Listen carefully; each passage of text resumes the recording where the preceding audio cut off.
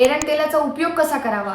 ज्यांचं पोट साफ व्यवस्थित होत नाही त्यांनी रात्री झोपताना हे कोमट पाण्यातून किंवा कोमट दुधातून हे एरंडेल 1 चमच घ्यायचं आहे। कधी कधी एरंडेल रात्री घेतल्यामुळे झोप व्यवस्थित लागत नाही आणि पोटामध्ये सारखं काहीतरी दुखत राहतं। असा त्रास जर तुम्हाला एरंडेल घेतल्यामुळे होत असेल तर एरंडेल हे तुम्ही सकाळी 5 ते 6 या वेळेत घेऊ शकता। आठवड्यातून 1 वेळा जर तुम्ही एरंडेलाने शरीर शुद्धी केली तर तुम्हाला मूळव्याध किंवा भगंदर किंवा कॉन्स्टिपेशन यासारखे त्रास होत नाहीत।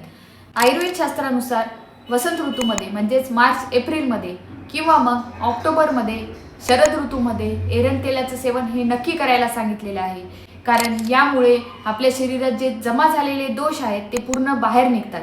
त्यामुळे ऋतू बदलल्यामुळे आपल्याला होणारे जे आजार असतात ते होत नाहीत। दुसरा महत्त्वाचा उपयोग एरंडेलाचा आहे ते म्हणजे वातजन्य विकारांवर किंवा उदररोगावर।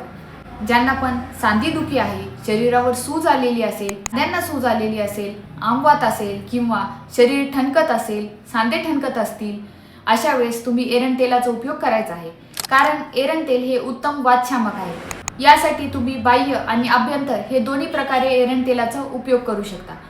वातजन्य ज्यांना पण सांधेदुखी आहे किंवा ज्यांना पोटात गोळा आल्यासारखा होतो त्यांनी गुळवेल आणि सुंठ याचा काढा करायचा आहे, त्यामध्ये 1 चमच एरंडेल घ्यायचं आहे आणि हे तुम्ही उपाशीपोटी सेवन करायचं आहे।